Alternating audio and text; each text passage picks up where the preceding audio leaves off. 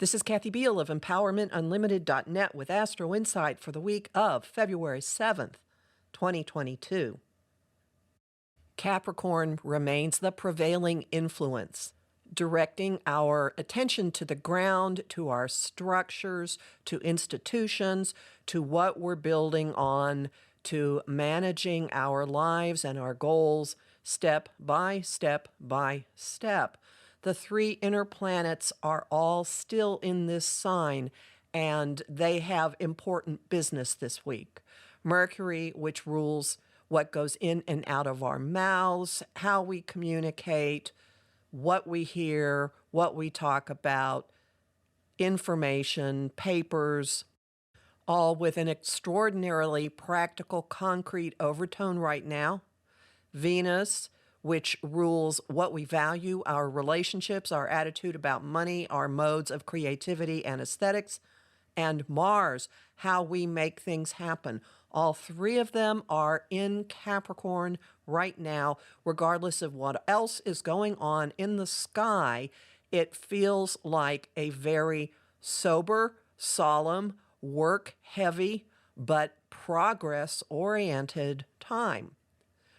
Paying attention to the details, putting one foot in front of the other, acting responsibly, cleaning things up, engaging in behavior in incremental steps that will start very quickly to be showing signs of major, major progress. Add to that all of the planets are direct right now for the foreseeable future. There's nothing out there telling us to go look over our shoulders or yanking our heads backwards or, as I said in my February Astro-Insight, tying our shoelaces together so that when we start moving, we trip and fall on our faces.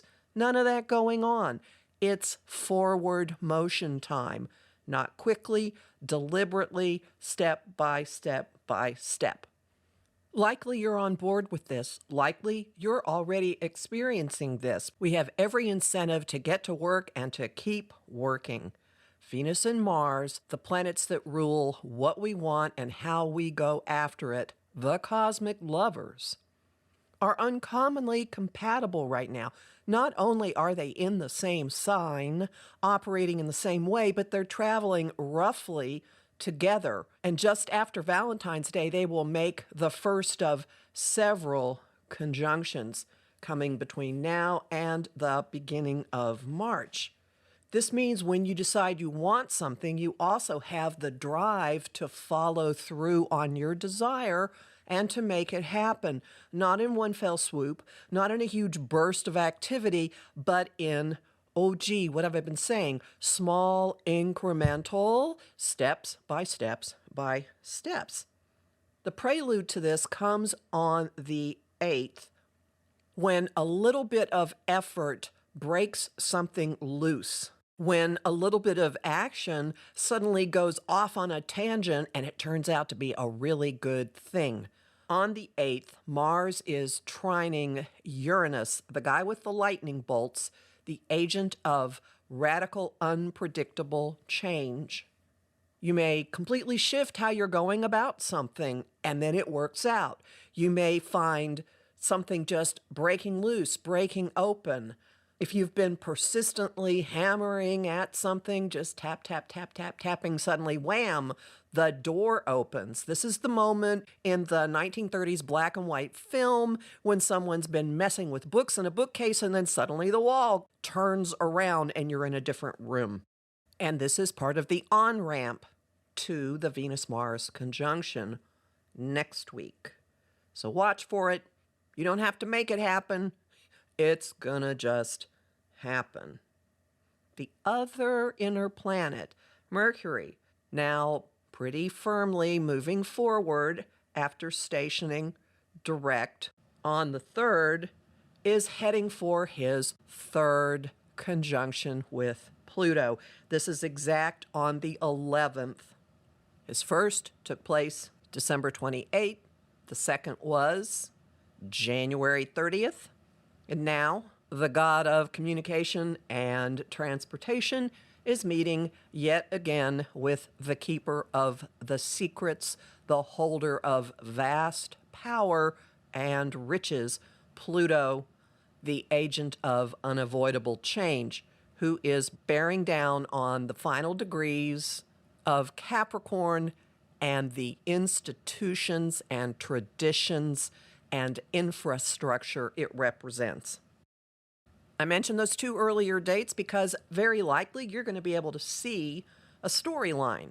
You'll be able to connect the dots somehow from one of those dates to the next, end of December, end of January, and now. Secrets are coming out, stuff that's been in the background coming out, scary, icky stuff that's been floating around in your psyche and bobbing its little head out here and again, gonna come roaring out. Many, many things coming to light, changing the story, clarifying the story, simplifying the story. There will be lots of really important information, messages, communication, conversations, candid, honest, facing stuff that previously might have scared you and may still somewhat. It all comes with an air of inevitability, things that can no longer be kept under wraps. You'll see it in the headlines. You'll see it in your own life. You'll see it in the lives of the people around you. If there is a topic you've been wanting to address with someone, this influence will really facilitate the conversation. Homing thought of the week. The truth is setting me free. Song of the week. Really, really, really old, almost as if in honor of pulling stuff from out of the shadows. I Can See for Miles by The Who. And the image of the week is a Faraday cage. Look it up. I'm talking about Venus and Mars on Celestial Compass on Monday the 7th with international astrologer Margaret Gray on my show on Om Times Radio at 5 p.m. Eastern. You'll also find more information about all of this in my Astro-Insight for the month of February at my site, empowermentunlimited.net, where you can sign up for my mailing list and get a Jupiter in Pisces quick reference guide as a thank you and book a session with me. I'm Kathy Biehl, a professional astrologer with more than 30 years experience.